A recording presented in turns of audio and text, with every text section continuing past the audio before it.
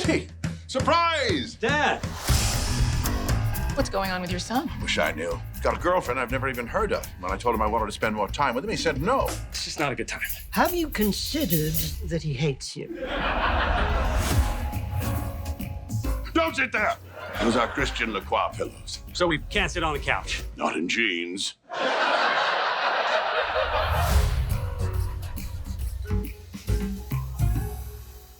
UFC fans, for the big fight, All the Smoke is partnering with DraftKings to bring you an exciting new offer.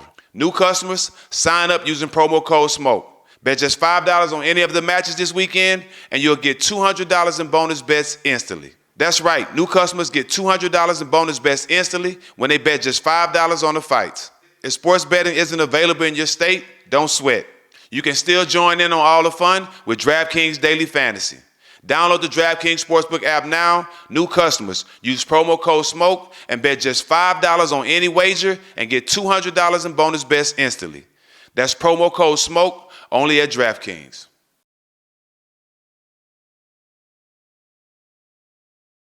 This episode of All the Smoke is sponsored by eBay Authenticity Guarantee. With eBay Authenticity Guarantee, you know you're getting the real deal. Whether you're looking for a head-turning handbag or a watch that says it all, jewelry that makes you look like a gem, or sneakers and streetwear that make every step feel fly. These days, to know for sure I'm getting the real deal, I go straight to eBay. When you're searching, just look for the blue check mark. It will say Authenticity Guarantee. That means when you buy it, you can be confident that it's authenticated by real experts. Listen, when you're finally ready to buy that thing you love, you have to make sure you're not going to catch a fake. They're everywhere, and it's really tough to tell the difference for yourself. With eBay Authenticity Guarantee, that's easy. So again, look for the blue check mark. That way, when it hits your doorstep, not only do you know it's real, but that feeling you get when you put it on, it's also for real. Ensure your next purchase is the real deal. Visit ebay.com for terms. Gentlemen across the nation, I have an urgent message for you. This episode is brought to you by Manscaped. The brand that took your balls to space is now launching them into the Ultra Sphere, introducing the Lawnmower 5.0 Ultra. Featuring a new cutting-edge design and next-generation dual skin-safe blade heads for different shaves. It's pretty much a spaceship to take your boys downstairs to the next level. Join the 9 million men worldwide who trust Manscaped with the brand new Lawnmower 5.0 Ultra by going to manscaped.com for 20% off plus free shipping with code SMOKE. High-tech for low places. Manscaped. I trust Manscaped for all my sensitive areas. I'm lucky to be one of the first to try the new Lawnmower 5.0 Ultra, and to say it's a game changer is an understatement. Manscaped's 5th generation trimmer features 2 next-gen interchangeable skin-safe blade heads, a standard trimmer blade for taking a little off the top, and a new fall blade to go for the smooth finish wherever your heart desires. No more wet shaving down there? Count me in. We're talking 3 length-setting combs for all your desired lengths, and oh, did I mention this trimmer is waterproof too? Taking it on the go? Manscaped has you covered. This puppy comes with the travel safe case and even a travel lock feature to avoid any accidental powering or weird looks in the airport. This right here is on the cutting edge of cutting pubes. Upgrade your ball trimmer and your life will follow. Get 20% off plus free shipping with code SMOKE at manscaped.com. That's 20% off plus free shipping with code SMOKE at manscaped.com. Your balls have been through enough. It's time to go ultra with Manscaped.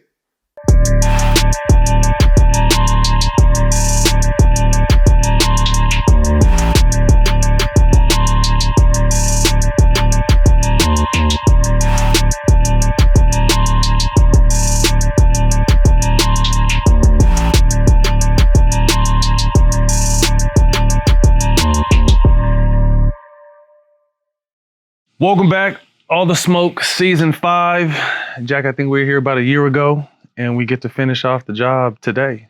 Yep. With one of the most talented people, a woman of many hats, actress, producer, director, businesswoman. I learned that you used to want to direct videos. Oh, That's yeah, I dope. did all that. We're going to get into all that. Welcome to the show. Thank Jada, you. thank you for coming. Thank you for having me. And again, happy belated birthday. Thank you. So you hung out with the fam and just kind of chill for your birthday? Yeah, we got to kick it. I mean, that's the best, keep it simple and spend quality time with the people you love. It just gets real simple as you get older. That's what it's about. Yeah, it's, everything slows down a little bit.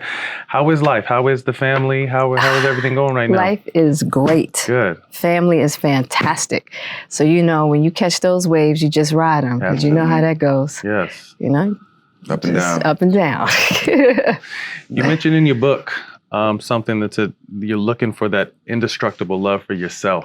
Yeah. What is that? Talk to us about what that journey has been like and the ups and downs that kind of had you struggling with that.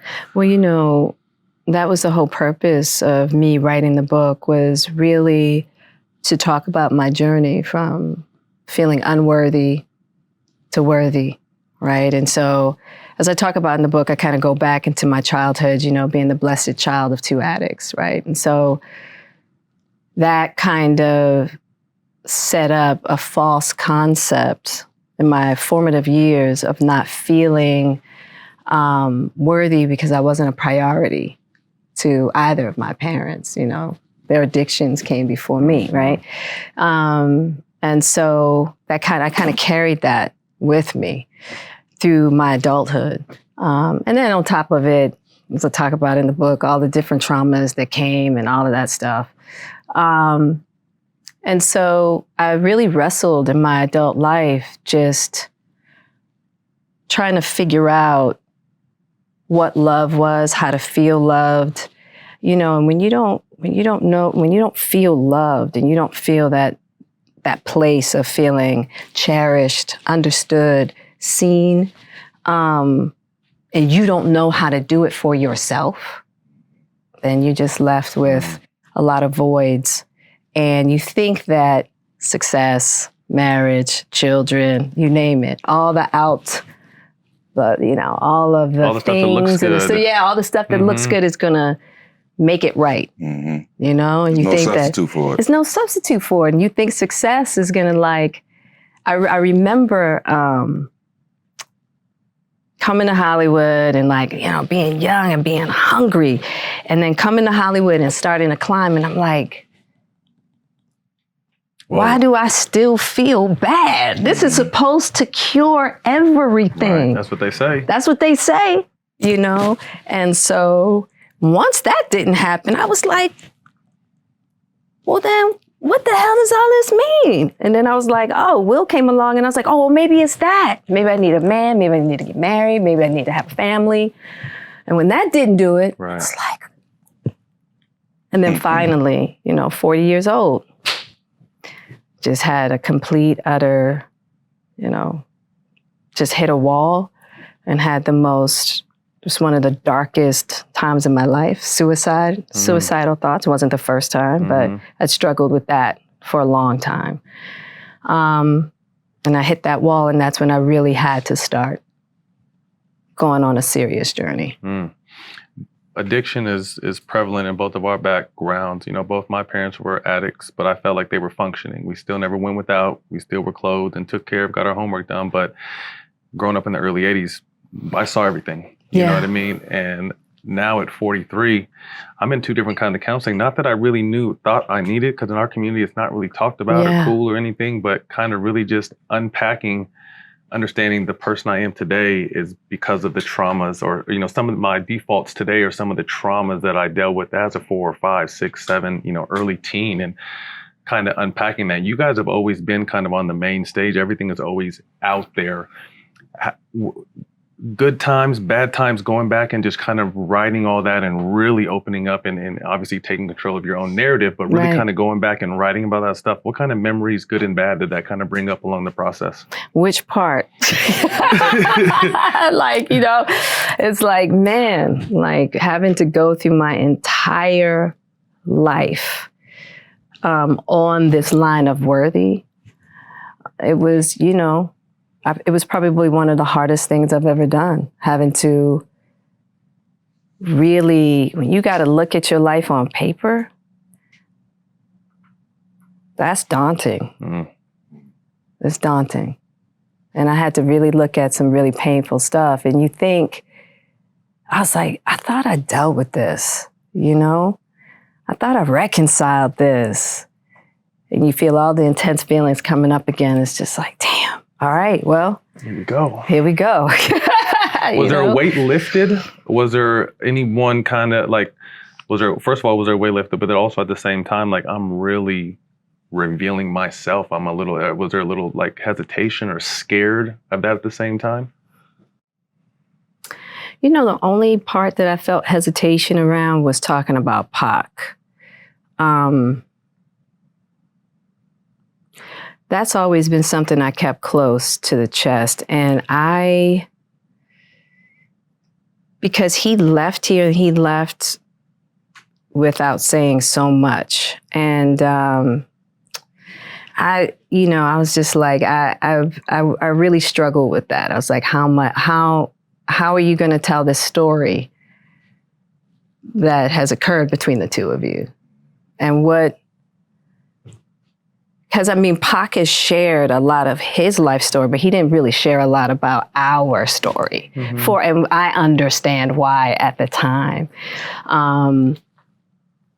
But that was the only part that I was really like, and I felt like I had his blessing, and I felt like so much time has passed, and so many other people in his life have had some healing time. So I was like, okay, I think if I just venture and tell our story, I think people will have a better understanding also of what our friendship was about. You know, because people have this concept that, you know, he and I were like romantic, and that wasn't the case at all. It's a homie. Yeah. Reclaiming your narrative is big. I mean, you've had Red Table, and obviously the tabloids have always been in your business, but why is that so important now? As far as reclaiming? Yeah. I think it's had more to do with, you know, women aren't really given the permission or the luxury to share the depth of their journeys. I think that a woman's journey is still very taboo, meaning like a woman's journey should be neat, nice, not messy, fall in line of what is supportive of, how do you say it, like patriarchal construct and understanding, right? And so I feel like, but it's so important that women allow themselves to talk about their journeys, embrace every bit of it, and learn to love every bit of it. That's part of the healing of being whole. Making love to the bad times. There you go, right?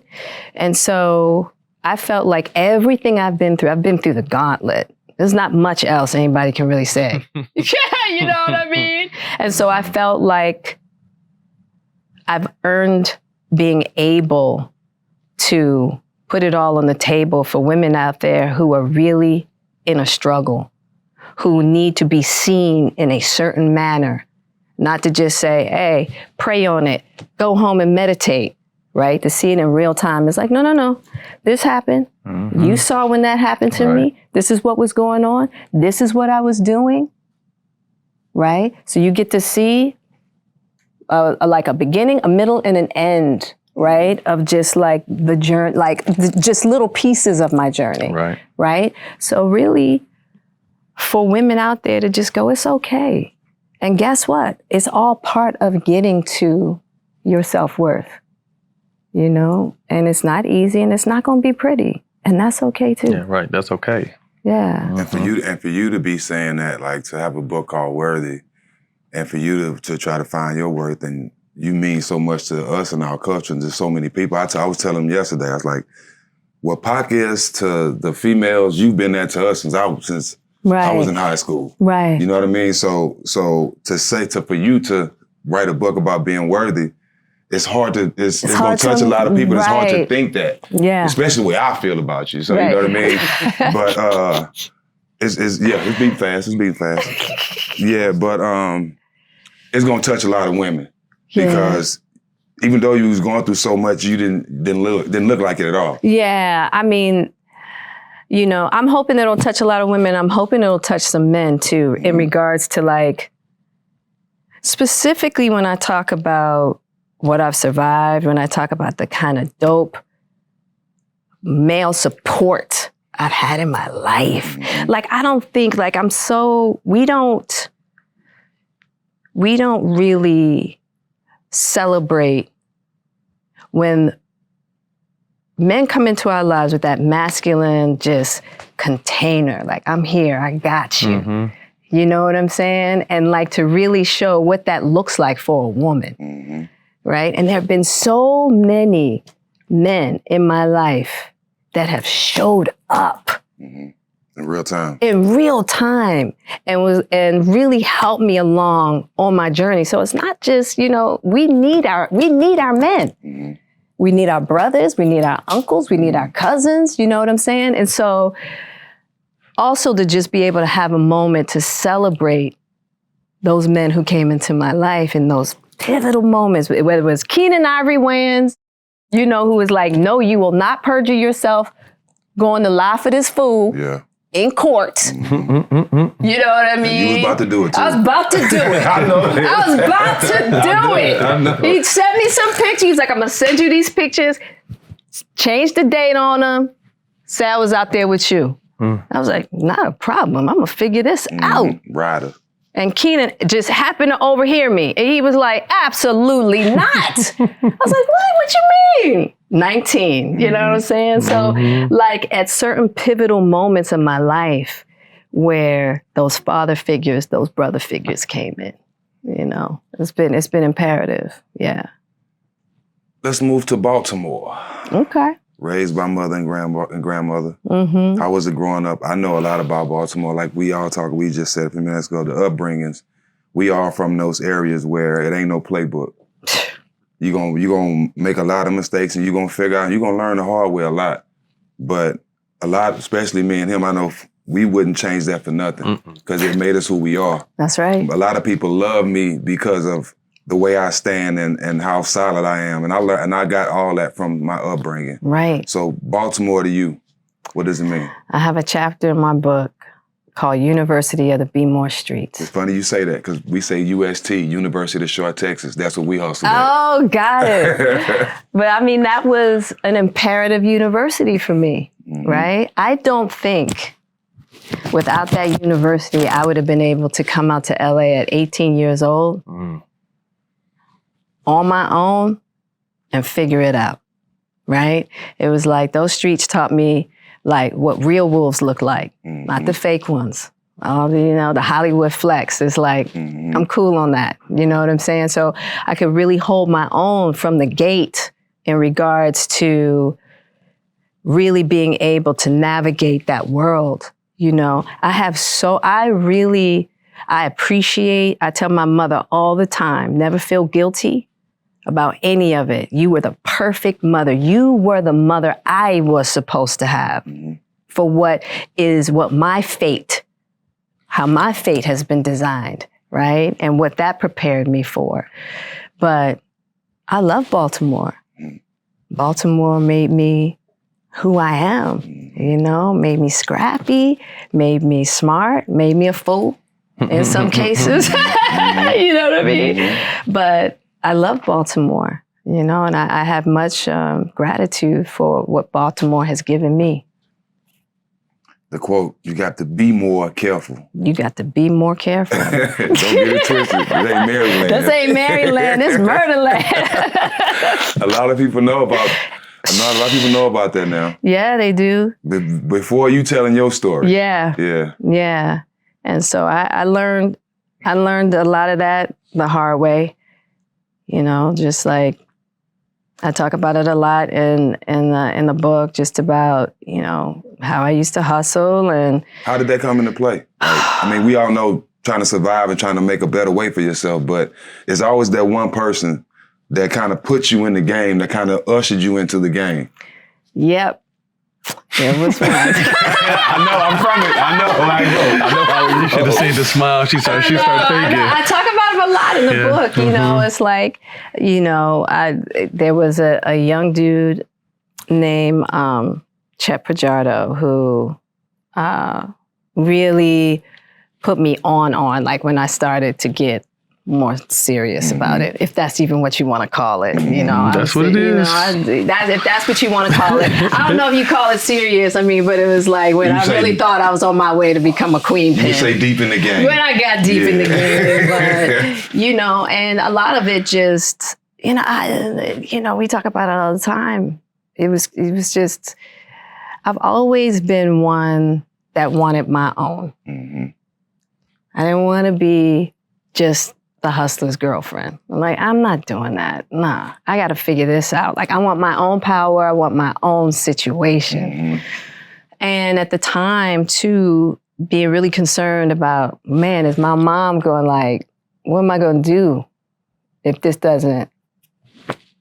she don't make it, you know? And so I went to the streets and did okay for a minute. Why I can't picture that? Yeah, I'm trying to right now. I can't picture it either, but that's what happened. It was like I was posted up in a spot called Cherry Hill. Cherry Hill is like in Baltimore. It is it's a peninsula, so it's one way in and it's one way out. But it's the projects, right? And so I was able to find a spot at the bottom of the hill. Everybody was at the top, so everybody had to go to the top to be served. And I was like, well, I'm gonna just go. Cut the line. Yeah, I'm gonna just go to the bottom down here, find an apartment. I had my homeboy, who I call him BP, I believe, in the book. I was under his wing, his protection. He also worked for Chet, right? But he was my homeboy, and so I posted up in an apartment down there.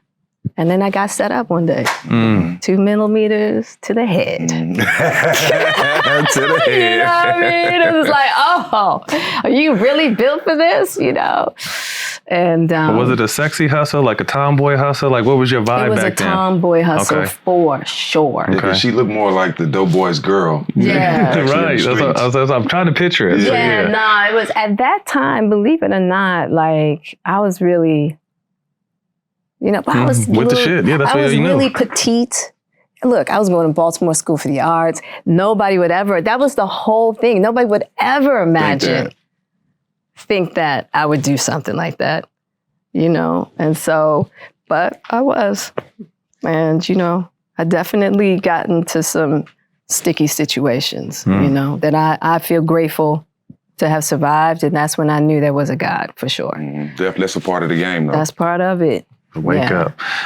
Between the hustle, where did you find the love for dance and theater? That was already established. That was established, like started at 3 years old. You know what I'm saying? So I got to be practically raised by my grandmother, who made sure I had tennis classes, tap, dance, ballet, piano lessons. Like the first part of my life was really in the midst of my grandmother, who, you know, she was like a Black socialite, you know? And then once she passed and my mother got a divorce and it was just she and I, and she went deep into her addiction, that's when my life flipped. And I was about 13 then. Yeah. Take us back to your first interaction with Pop. Baltimore School of Arts, you said his charisma was infectious. What was who was he when you first met him? He was just such a charismatic. He was just so charismatic. And I remember walking in, you know, I'm coming in fashionably late. I'm Jada. I'm just mobbing in there, you know. And he's over in the corner, you know, just entertaining a group of people. And this was his first year. This was my second year. And I walked in, and as soon as I walked in, he zoned in on me. And I was like, who was that peanut head over there? And he came right towards me. And he was like, hi, I'm Tupac. And I was like, Tupac? The first thing I thought was Tupac. Wow, that is a powerful name, Tupac. And I was like, hey, I'm Jada. Nice to meet you. And we were inseparable from that moment on. I think something that's overlooked now because everything is so dramatized of just how intelligent he was, how smart he was. And early on, how he had you reading books and learning about people. He knew Angela Davis, to name a few. He was very passionate into that, obviously. But what did that kind of... No one could really talk me into reading back in the day. Still barely to myself, but... Oh, he was an avid reader. Like, he was like... Pac was a sponge. He was brilliant. He really was brilliant, right? And from day one. And that was the aspect of him that I loved most, you know? And he really put me on game because I grew up more, my grandmother was more of a civil rights activist, right? I didn't really know much about the Black Power movement. And Pac just talked about the conditions of Black people all the time in regards to, like, systemically, right? And he would have these long, I mean, literally just these lectures that I got to sit and just listen to Pac and all of, you know, his knowledge. You have to remember, I mean, Afeni was his mother, who was a brilliant woman. Brilliant. Strong. She was brilliant, strong, and highly intelligent, you know? And so that was why he was such an avid reader. That's why he was up on so much material and books. And we loved kind of going back and forth with each other, going toe to toe, you know, because we both had sharp minds, you know, we both loved to learn, both passionate. And so that was really just having a friend to just kind of bounce off in that way and bounce off with, and about so many different things, from, you know, Angela Davis to Shakespeare to Van Gogh to, like, he had so many interests in so many different areas, you know. Well, Feeney, to represent herself in a major court case, she had to be intelligent. Yeah, she was bad. In that time, she had to be intelligent. She was bad. She was bad. UFC fans, for the big fight, All the Smoke is partnering with DraftKings to bring you an exciting new offer. New customers, sign up using promo code SMOKE. Bet just $5 on any of the matches this weekend, and you'll get $200 in bonus bets instantly. That's right, new customers get $200 in bonus bets instantly when they bet just $5 on the fights. If sports betting isn't available in your state, don't sweat. You can still join in on all the fun with DraftKings Daily Fantasy. Download the DraftKings Sportsbook app now. New customers, use promo code SMOKE and bet just $5 on any wager and get $200 in bonus bets instantly. That's promo code SMOKE, only at DraftKings.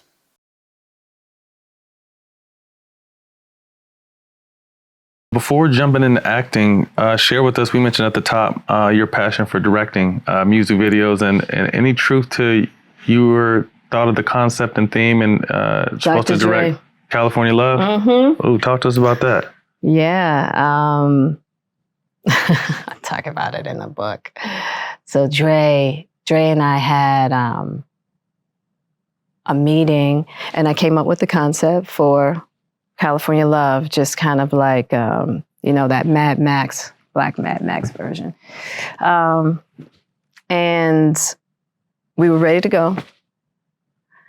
Got a call from Eazy-E. Eazy-E at this particular point in time was hospitalized. And I hadn't talked to him in a minute. And he hit me up and he was like, I heard you're supposed to be doing this video with Dre. He said, I don't think you should be on that set because Suge will be there. And I was like, I didn't even think about that. You know, so excited to work with Dre. And I totally forgot about the affiliation that he had with Suge at that time. And he was like, you know, Eazy was like, please don't. You don't want to be in the mix of that, Jada, you know? And I was like, all right, E. All right, cool. Because, you know, me and E that was my dude. I talk about our friendship in the book as well. And so I had to tell Dre, I came up with some diplomatic excuse of why I couldn't do the video. Now, what's interesting, I wouldn't have been able to do the video anyway, because they decided, this was before Pac. Now, remind you, this was before Pac was on California Love. It was just Dre. So they decided to pause and put Pac on the track. Now, there's no way in the world Pac was going to let me be on the video set, directing nothing that he was in anyway. So once Pac found out, once he was on the track, found out I was supposed to be directing the video, he would have cut that anyway. So it wasn't meant for me to do, period. But Hype did it. Hype Williams said he killed it. I wouldn't have been able to do what Hype did. That's interesting. So it all worked out. That's dope. Legendary video. Hip Hop Revolution. We always say that hip hop and music is like the soundtrack to our life, especially when we came up. What does hip hop mean to you? I have a really interesting relationship with hip hop now. Specifically, I had a lot of reconciling to do that I'm still in the process of, because, and I talk about this extensively in the book, once Pac was murdered and just how it all went down, I really lost, I didn't want anything to do with hip hop. I'll just put it like that. I didn't want nothing to do with it. I just felt like it was all so unfair. And I go into detail in the book just about all of it. And I was really pissed. I was like, fuck all this. Fuck the streets. Fuck all these fake ass gangsters. Fuck everybody. I was mad. I was really mad. And I really just decided, I'm not with none of that.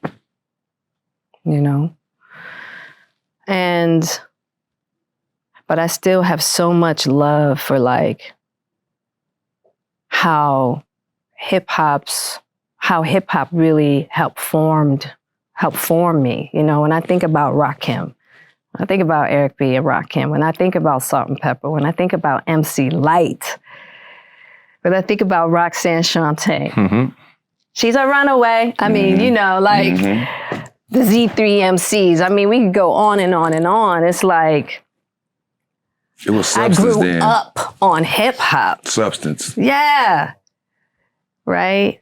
And it's like, it helped form me. It helped form my whole get down. So when I think about the hip hop that raised me, that's a whole different story. Much love, much respect. So important, Hip hop was like middle fingers to systemic racism. Hey, hell yeah. I mean, I talk about that in the book. It was like when you got to hear all, just booming out the systems in the neighborhood, or going to Druid Hill Park with all the cars, just seeing all the dope cars in the city. You know what I mean? Like it's a big block party. It was definitely a middle finger to we are going to make it out of here. We deserve the best of life as well. And fuck you, it's gonna happen, right? And it was a constant reminder of our worthiness. Yep. You know what I mean? So the hip hop of that era for me kept me strong. Foundation. Yeah, it was foundational. Remember they had songs like self-destruction? Yeah, they had all that. All of it. So it kept me strong. It kept me fiery. Kept me motivated. Did Tupac influence you musically? Did he try to get you to... Oh, yeah. I talk about that in the book. Yeah, explain that to me. He tried to... oh man, Pac tried to put me in this female, you know, this battle rap group. Now, mind you, this is Pac. He's like trying to coach me. He's writing my rhymes. But I don't have the cadence. Like, I'm not a rapper. Like, that's one thing I can't do, right? And he used to get on me. He was like, you are not on beat. Like, what is wrong with you? But imagine Pac trying to teach me to rap like him. Mm-hmm. Crazy. Yeah. Damn impossible. Right. I'm like, come on. But I did one rap battle. We got through it. We won. You know what I'm saying? Okay. And I was like, that's it, Pac. I'm done. Yeah. Right. Any footage of that? Rap battle? No. That's what we had. There was no, like, we didn't have, the cell phones and all that then. Yeah. Ain't no footage of that one. Yeah. Yeah. Coming to Hollywood from Baltimore, culture shock. Oh, yeah. Talk about coming here to Hollywood, arriving here from Baltimore, and how, the ups and downs, how different it was. You already got a chip on your shoulder because you're coming from Baltimore. You're this short, cute chick, young, don't know what's going on. Listen. The wolves see you as food. Yeah, it's crazy.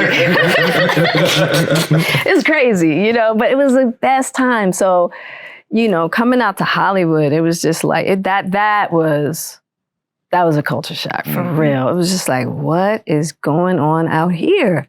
And I wasn't used to having to play, like, coming from Baltimore, I never played the game of like, oh, I'm gonna snuggle up to you, be nice, smile, be, cute, I don't know, like the whole idea was be pleasant. Let the men around you think that you're available, right? And I'm like, I get you killed on the street. I don't do that. Like, no. Like if I'm with a dude, that's who gets that. That's understood. You don't. He gets that. You and me, we here to do business. So you want me to read these lines? Because okay, cool. I'm gonna read these lines and I'm up out of here. Right? I didn't know how to just like play the game, play bullshit the game, be nice, right. Or just be nice. Like, I walk in there like, what's up? What? This it? Okay, cool. Y'all ready? Great. All right. You know what I mean? So I had to learn how to like, just kind of like, get the edges off, and that took me a minute because I didn't understand. Like, no, I don't know what that's about. Like, nah, I ain't trying to do all that. Plus, ain't none of y'all in here of any interest to me, so. First and foremost. You know what I mean? But try to learn how to play the game. And then LA was so different. You got all these palm trees and I'm over there on like Venice and La Cienega up the street from World on Wheels. To me, we cool. I didn't know, you know what I'm saying? It's like, oh, you can get got. All around there. All around there. Right. Yeah. I was like, what? So I had to learn that. It's like, just because it looks nice doesn't mean it ain't sweet. It's sweet. Yeah. So, but that was, it was definitely a learning curve coming out here. Is it ever a picture that you have with you, Nia, and Halle Berry in the same photo? I would like a copy. Me, Nia, and Halle. Yeah, I got some pictures like me and Nia, and then me and Halle. Yeah. But not the three of us together. Can you talk about y'all friendship? It's like, it's an era where it was like you had the Regina Kings, the Nia Longs, Halle Berry. It was a boom. It was booming. Booming. And a lot of black directors too. I mean, Spike Lee, John Keenan Ivory, right. Gary F. Gray, Hughes Brothers. It was a booming time, and it just felt like we all had so much love and support for one another. We understood at that time, a door that opened up for me was a door that was opening up for everybody else as well. Right. A door that was opening up for Halle, a door that was opening up for Nia. right? That was a door for all of us. We all innately understood that. You know, so it was an era in which it was like, I really felt like there was really strong camaraderie amongst Black talent as a whole. Which is dope, because it's a rarity. Yeah, and it was just it was a special time. What do you think of Hollywood right now? The state of Hollywood right now? It's in the, you know, it's a lot of change happening. Yeah. A lot of change happening. But is it good change? Well, I think industry-wise, we'll see. As far as change in regards to what's happening amongst Black talent, people of color, you know, there's still room for lots of improvement. On both sides. Yeah. It seems like there's a lot of box checking right now for, you know, big projects to, okay, she's that, let's get her for this and see how that works. Exactly. Yeah. And so, you know, I do feel like we got to kind of, there's a bigger shift in the construct of Hollywood that's happening that we got to see where that's going to land. 93. Yeah. You were in a epic movie directed by the Hughes brothers. Yeah. How was that, and how was it getting that role? Well, I got the role. I could have played that, by the way. Even though you were 15? Yeah, 15. Okay. But I had it down packed. I was really living it. All right. Let me see. Pac brought that role to me. Pac brought that role to me. He's like, yo, you got to meet these directors. They're about to do this project. It's going to be like the one John Singleton did, but it's, you know, it's going to be more real. It's going to be, you know. And I was like, well, you know, what is it? And so he explained to me the role. He was telling me the role he's going to play. And he's like, I already told him, you my homegirl, so you need to be up in this. And I'm like, all right, well, he's like, no, I want you to meet him. And I was like, well, you know, I'm doing different worlds and, you know, I need to audition. You don't need to audition. They already know. So I'm like, okay, Pac. So you're hype, man. Right, exactly. Yeah. So, you know, he got me in there with them and, you know, we all got along. And then next thing I know, Pac is calling me, telling me he's not doing the movie because he didn't got into it with the Hughes brothers. I'm like, fool, what? You know? And what's crazy is that I was like, I can't do the movie. If you're not doing the movie, I came in with you. You brought me in. If you leaving, I'm leaving. And he was like, no. He's like, no, you got to do this movie. I remember us getting into this like fierce argument. Now, mind you, Debbie Allen had already gone and, you know, to the producers of A Different World and really convinced them to let me do this movie because I'm still shooting A Different World. She done got my schedule all changed, you know, and working it out. And I remember going, but I didn't want to be on that set without Pac. You know? Glad you did. And he was like, he won the argument.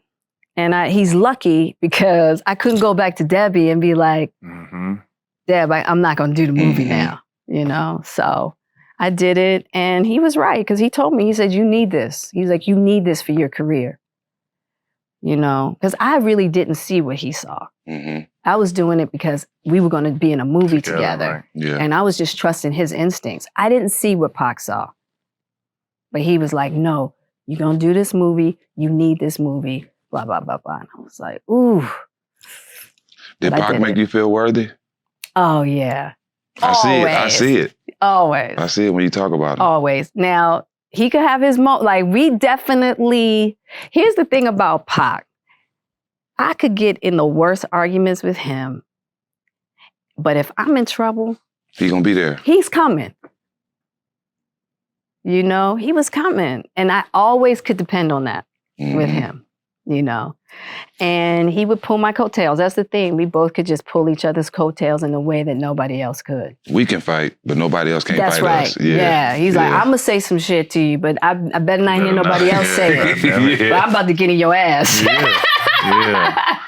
You know? Yeah. So. Pac's final year, obviously goes to prison, gets involved with Suge. And you had a kind of inclination from the jump, just the vibe wasn't right with that situation. And as who you are, and like you said, you guys could say anything to each other.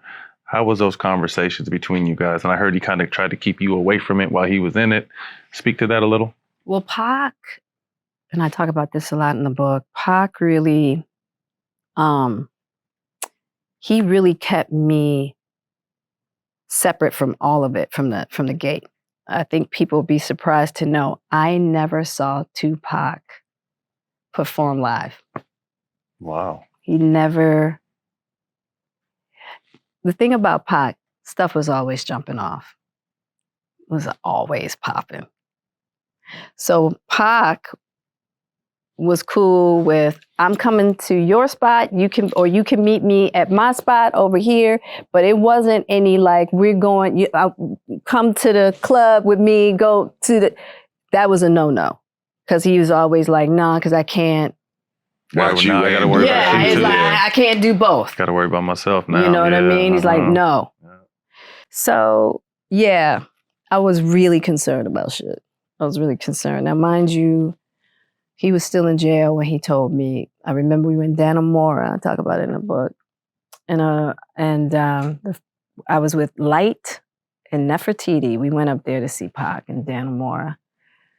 And he said that he was going to sign with Suge. And I remember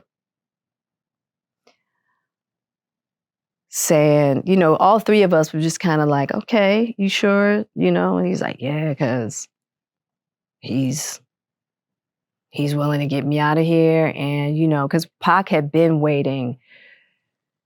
Because of the nature of his charges, he refused to.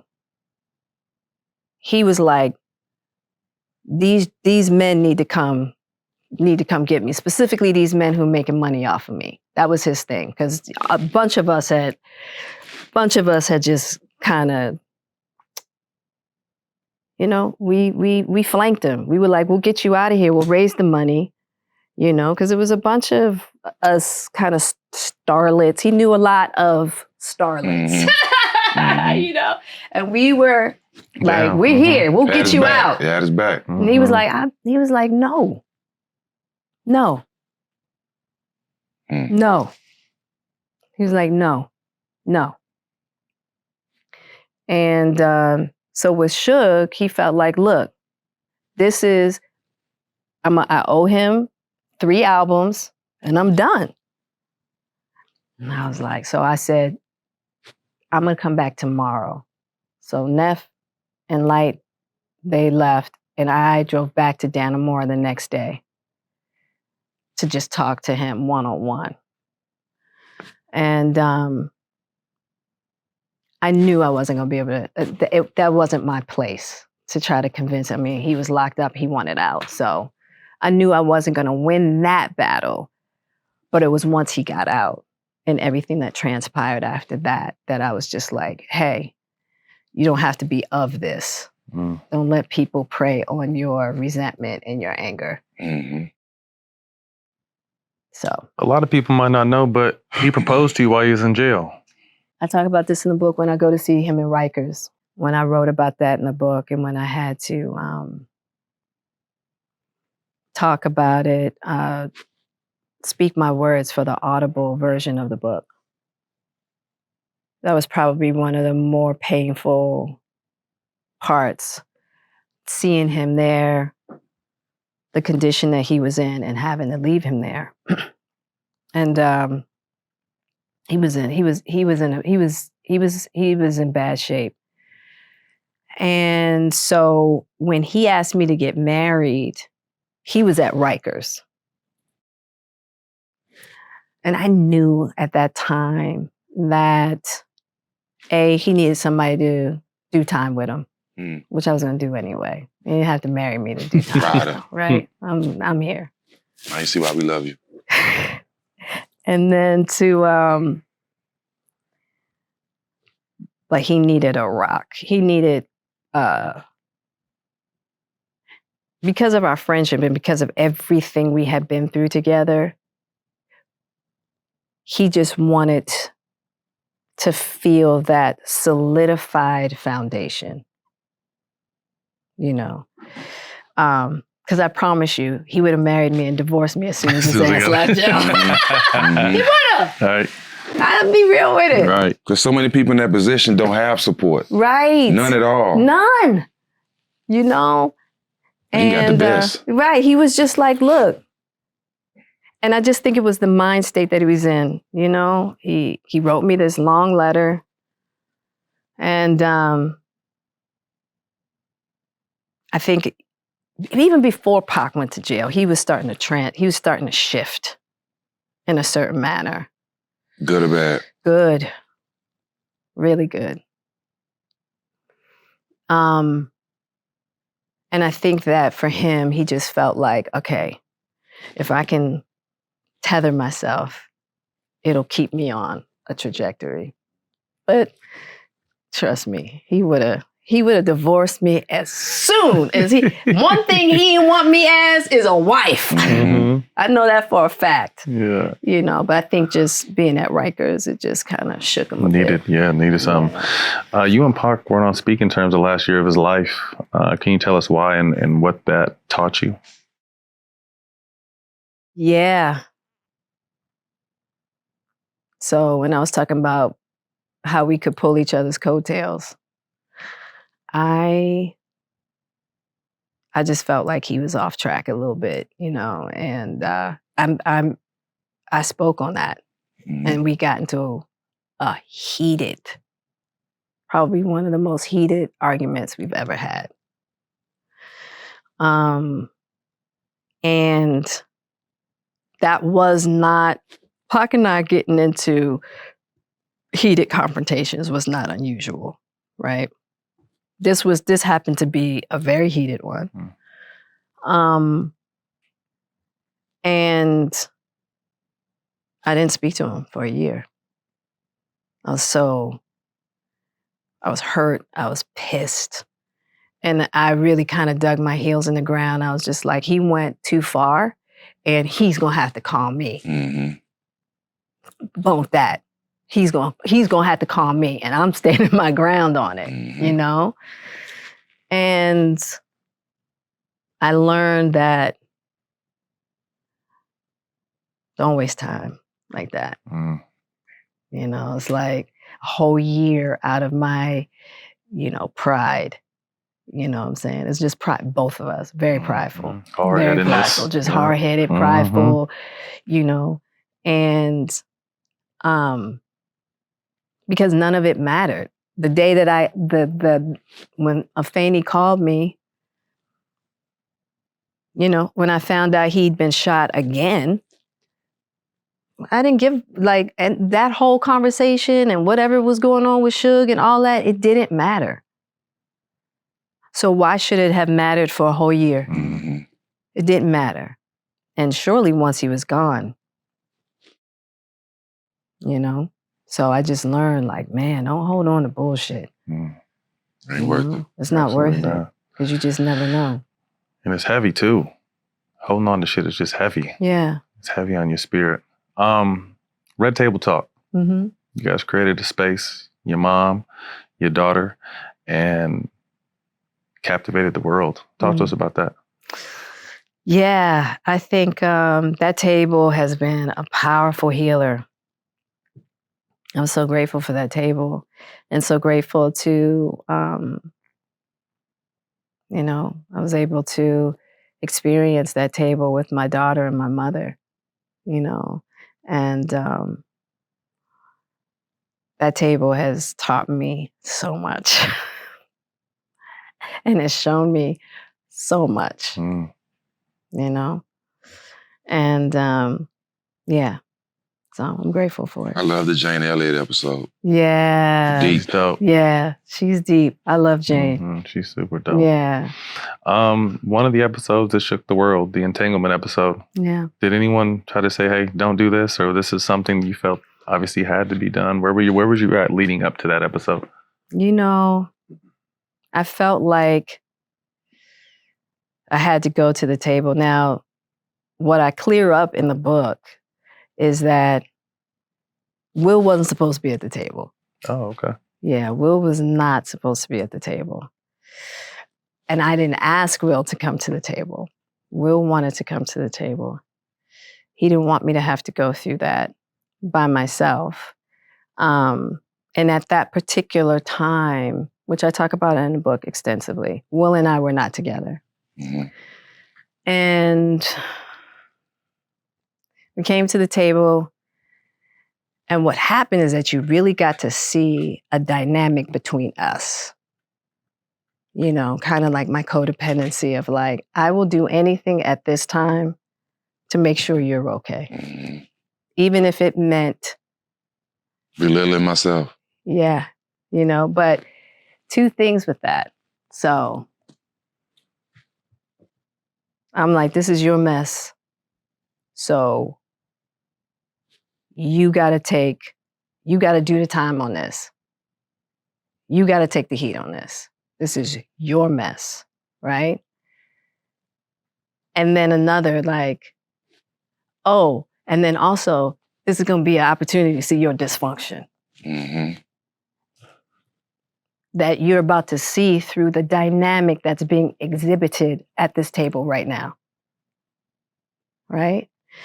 And so, but I also just wanted to shut the noise, own up to my part, even if it meant taking on a whole lot that wasn't mine, Mm-hmm.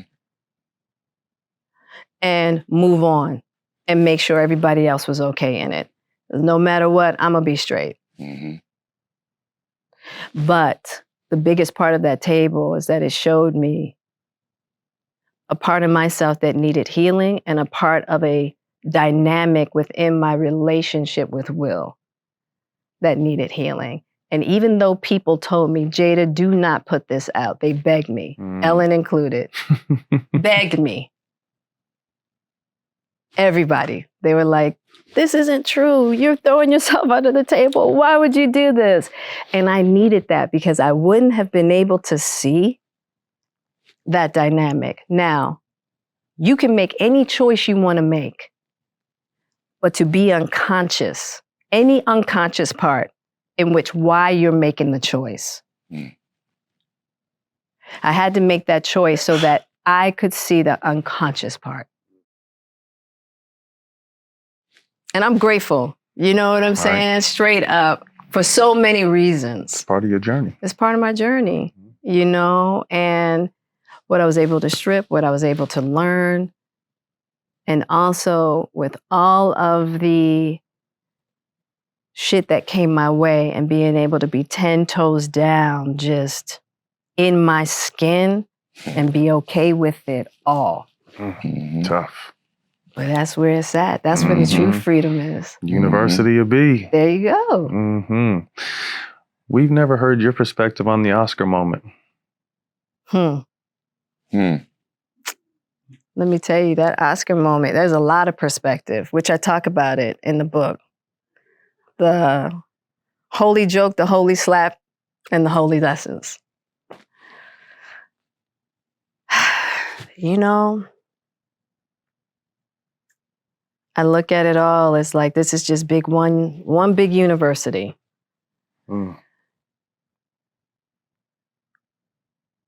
And I don't have any judgment on any of it.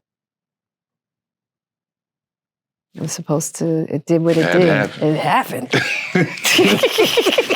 You know, I don't have any judgment on any of it, you know, and I have a lot of thoughts about it, you know. I have no judgment on any of it. we live in an era now with social media, and you chose to, with the red table, kind of open up a deeper side and show another side. Obviously, with your book, you're showing another side. How do you and your family, particularly your kids, deal with all the noise? My kids are so gangster. Like, you want to talk about some riders? Like, they really, and I think also, they be like, that's y'all stuff. Like, their generation is not thinking about what's happening over here. It's just not. So they just kind of have they kind of glide above it all. Mm-hmm. They're in their own world. And they're in their own world. And on top of it, they know who their parents are. Mm-hmm. They know they love us for what we are. They know we're not perfect. They've been living in the house with us, in the shit with us. You know what I mean? And they love us both deeply. And so, because of the experience that they have with us one-on-one, all of that is just noise. They don't really pay it any mind because they know what's happening. Yeah, they know, They know what's going on. It's not guessing, it's real. It's real. With being the icon and the legend and the queen you are now, is it anything else you want to achieve, like personal goals? Anything on the bucket list? I think just on the bucket list to like,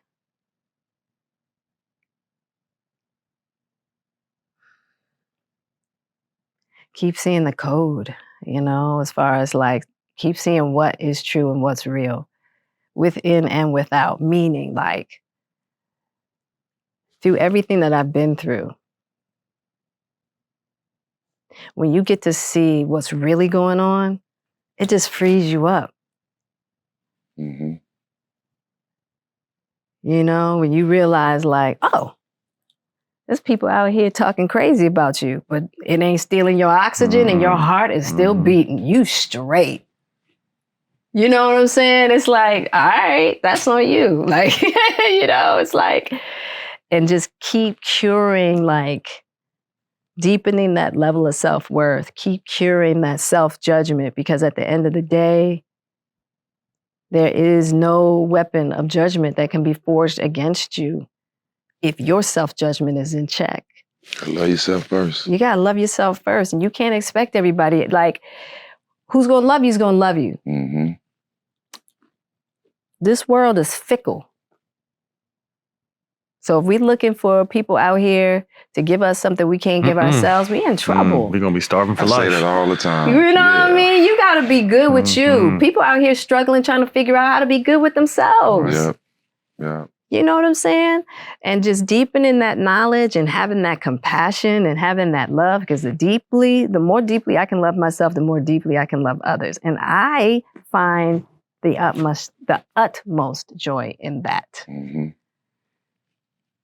Just shedding it. But when you doing service to others, genuinely, that's the highest act that you can give anybody. There it is. That's in the Bible. So that's the highest act of charity. It's caring about and doing something for somebody else that don't benefit you. Right. Straight up. So. What would you tell your younger self if you could go back? I would tell her so many things. I think the first thing I would tell her is that God is real. Please know that. That'd be number one. It took me so long. I think I was freaking 40 before I realized how real God is.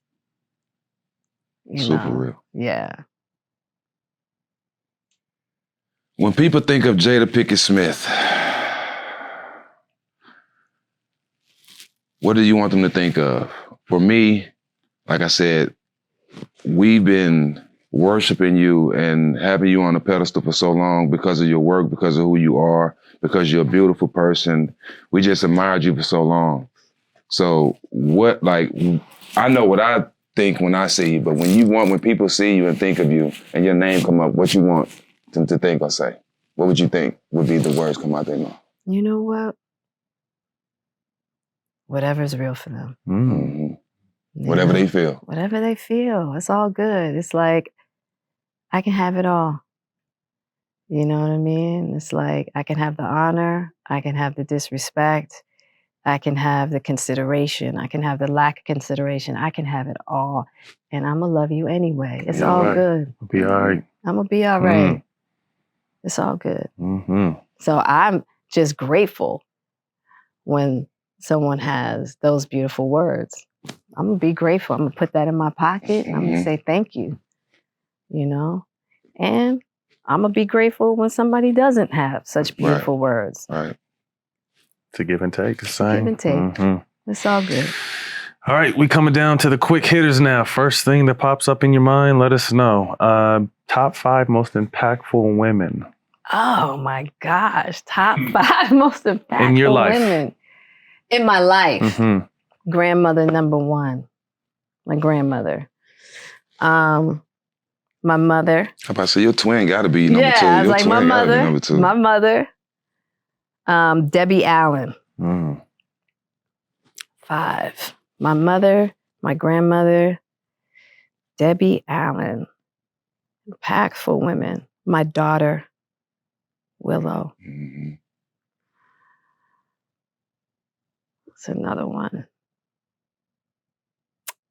There's an Indian saint, Ananda Mayi. She's impacted my life greatly too.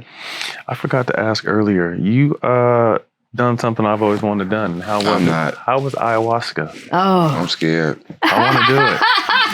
I want to do it. I forgot to ask. How you was should. that? Well, you know, if you want to, how long has it been calling you? Like 3, 4 years, 5 years? Oh, Yeah. she's been calling you that long, huh? Okay. I talk about my journey. I've been doing ayahuasca now since I was 40. It's 12 years, right? I wouldn't say that it's a plant for everybody. I'll start there. And how I got introduced to ayahuasca, and I would not say that this is a remedy for depression, but when I hit that wall at 40, that was my first journey. And it was brutal. It was brutal. But I never had a suicidal thought ever again after those 4 nights. Wow. Wow. 4 nights. Did you go out to like the jungles or somewhere else with the shaman? I went to the whole 9? I went to Ojai. I didn't go to the jungle. I went up to Ojai. Yeah. I went to this jungle. Right. Come on now. Yeah. Come on now. I went to this jungle right here. Yeah. But yeah, I went to Ojai. No. Yeah. Tree is good enough for me. Only trees. Don't need to do all that. Yeah, and I mean, and that's true. It's like To you each got to his really own, know yeah. it's for, you know, when it calls you, and Yeah. when it doesn't, it's not. Yeah, they don't Because have it's my, not for everybody. They don't have my number. You don't Nah, got they your don't number? have my You number. changed it? I changed it. Okay. Yeah. Yeah. Good for you. One actor role you wish you could have had? Probably none, huh? I got all the ones I was supposed to get, you know? Yeah. Yeah. What's for you is for you anyway. Ain't nobody get in the way of that. Right. One hobby or interest people wouldn't know about you. That people wouldn't know? Wouldn't know. I love to bake. Oh, really? I do. Where'd you go to? 7-Up cake. Okay. Okay, hold up. Hold up. 7-Up cake, huh? Yeah. We call that upside down cake. Yeah, I love 7-Up cake, and I can throw down on a 7-Up cake. Okay. Yeah, That's the Baltimore. that's that thing. Yeah.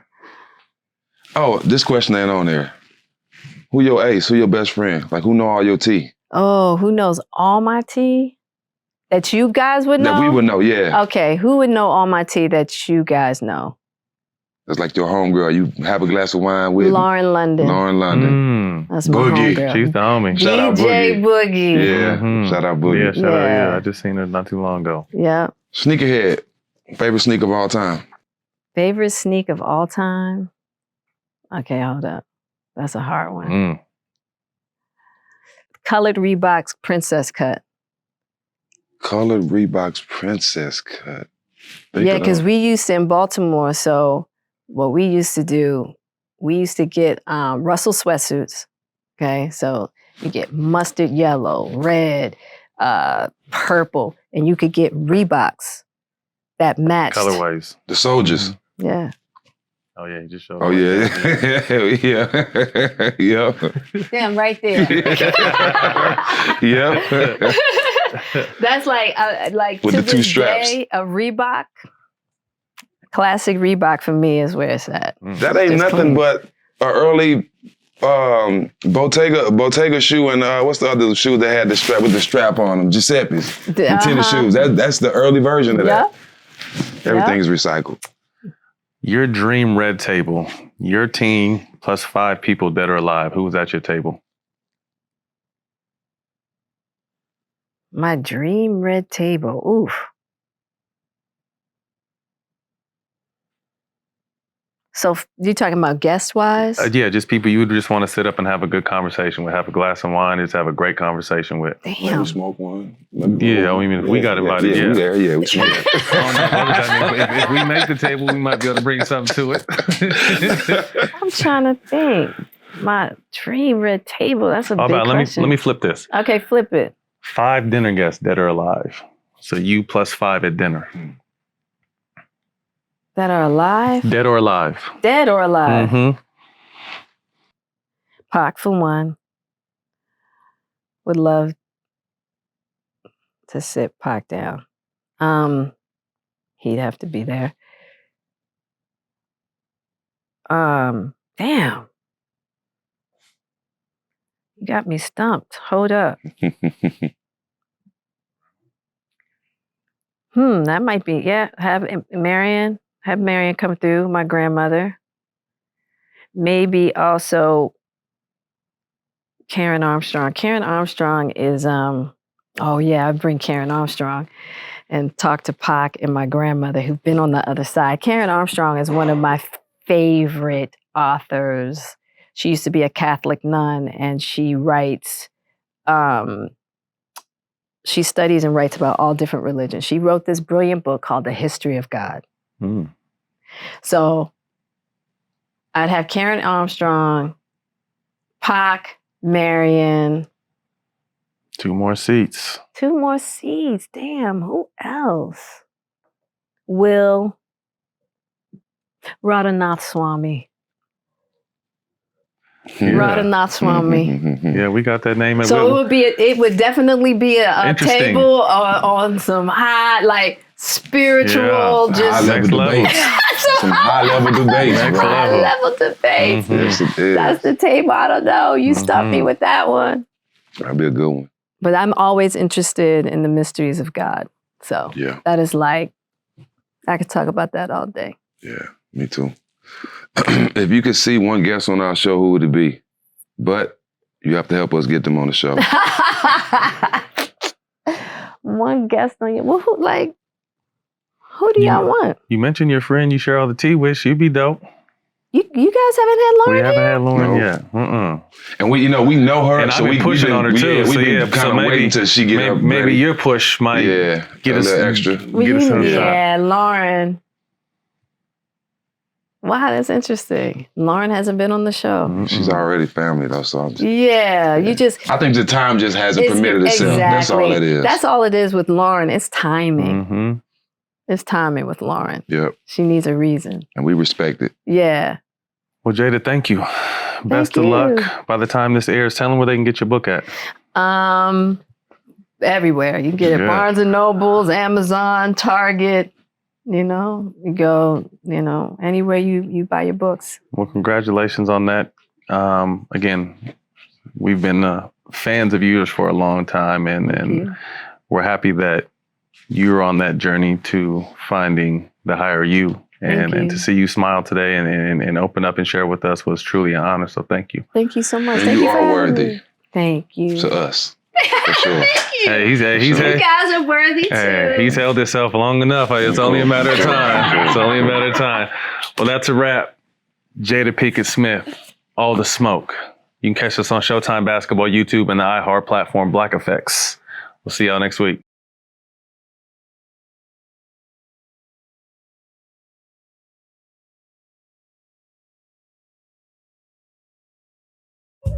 First place I learned about death was a pet cemetery. Dead things buried in that land would come back as something else. Something's wrong. Continue. He needs time to adjust. Something's talking to him.